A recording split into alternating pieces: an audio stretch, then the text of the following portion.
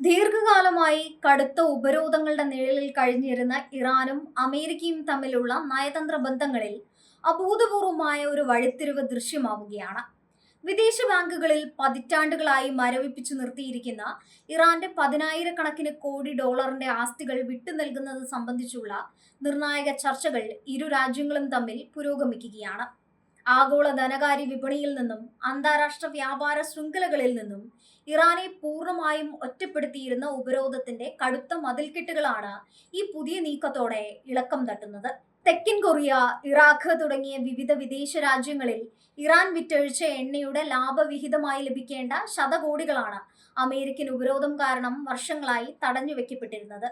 സ്വന്തം പണം കൈമാറ്റം ചെയ്യാനോ ആഭ്യന്തര വികസനത്തിന് ഉപയോഗിക്കാനോ കഴിയാതെ രാജ്യം കടുത്ത സാമ്പത്തിക പ്രതിസന്ധി നേരിടുന്ന സാഹചര്യത്തിലാണ് ഈ പുതിയ ചർച്ചകൾ ഇറാന് വലിയൊരു ആശ്വാസമായി മാറുന്നത്. പുതിയ നയതന്ത്ര ചട്ടക്കൂട് യാഥാർത്ഥ്യമായാൽ ഈ തടഞ്ഞുവെക്കപ്പെട്ട ഫണ്ടുകൾ ഇറാന് പൂർണ്ണമായും ലഭ്യമാകും. ഫണ്ടുകൾ റിലീസ് ചെയ്യുന്നതിനൊപ്പം ഇറാന്റെ തന്ത്രപ്രധാനമായ ആഭ്യന്തര മേഖലകളിലേക്ക് വൻതോതിൽ വിദേശ നിക്ഷേപം ആകർഷിക്കാനുള്ള പദ്ധതികളും ഈ ചർച്ചകളുടെ ഭാഗമായി ഉരുത്തിരിയുന്നുണ്ട്.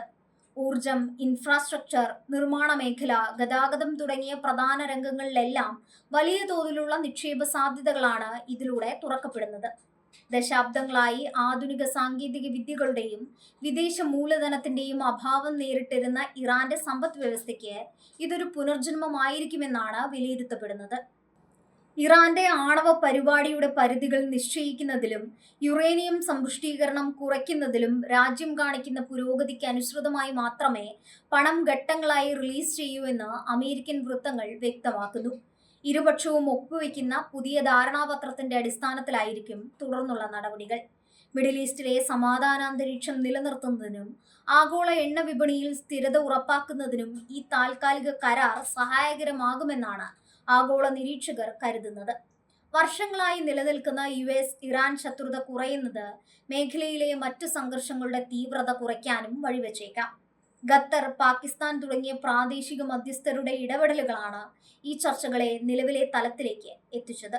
ഈ പുതിയ ധനപരമായ ഇളവുകൾ അന്താരാഷ്ട്ര തലത്തിൽ വലിയ രാഷ്ട്രീയ ചർച്ചകൾക്ക് വഴി തുറന്നിട്ടുണ്ട്. അമേരിക്കയിലെ ഒരു വിഭാഗം നേതാക്കൾ ഇറാന് ഫണ്ട് നൽകുന്നതിനെ കടുത്ത ഭാഷയിൽ വിമർശിക്കുമ്പോൾ പ്രായോഗികമായ ഒരു നയതന്ത്രത്തിലൂടെ മാത്രമേ മിഡിൽ ഈസ്റ്റിൽ സമാധാനം കൊണ്ടുവരാൻ കഴിയൂ എന്നാണ് നിലവിലെ ഭരണകൂടത്തിന്റെ നിലപാട്. ഇറാന്റെ വിദേശ ആസ്തികൾ റിലീസ് ചെയ്യുന്നത് സംബന്ധിച്ചുള്ള അവസാനവട്ട തീരുമാനങ്ങൾക്കായി ലോകം ഉറ്റുനോക്കുകയാണ്. ഇറാന്റെ തകർന്നു കിടക്കുന്ന എണ്ണവാതക മേഖലയെ പുനരുദ്ധീകരിക്കുക എന്നതാണ് ഈ നിക്ഷേപങ്ങൾ വഴി ലക്ഷ്യമിടുന്ന പ്രധാന കാര്യം.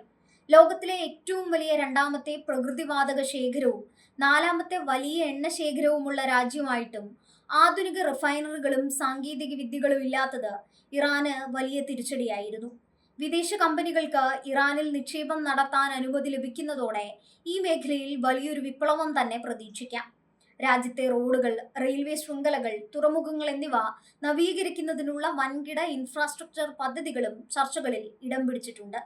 തന്ത്രപ്രധാനമായ മിഡിൽ ഈസ്റ്റ് മേഖലയിൽ ചരക്കുനീക്കം സുഗമമാക്കുന്നതിനും ആഗോള വ്യാപാര പാതകളുടെ കേന്ദ്രമായി ഇറാനെ മാറ്റുന്നതിനും ഈ നവീകരണം അനിവാര്യമാണ്. റെയിൽവേ പാതകളുടെ വികസനം അയൽ രാജ്യങ്ങളുമായുള്ള ഇറാന്റെ വ്യാപാര ബന്ധം കൂടുതൽ ശക്തമാക്കാൻ സഹായിക്കും. നിർമ്മാണ മേഖലയിലും വലിയ തോതിലുള്ള ഉണർവാണ് ഈ മാറ്റത്തിലൂടെ പ്രതീക്ഷിക്കുന്നത്. ഉപരോധങ്ങൾ കാരണം അസംസ്കൃത വസ്തുക്കളും വിദേശ യന്ത്ര സാമഗ്രികളും ഇറക്കുമതി ചെയ്യാൻ കഴിയാതെ ഇറാന്റെ പ്രാദേശിക വ്യവസായങ്ങൾ പ്രതിസന്ധിയിലായിരുന്നു.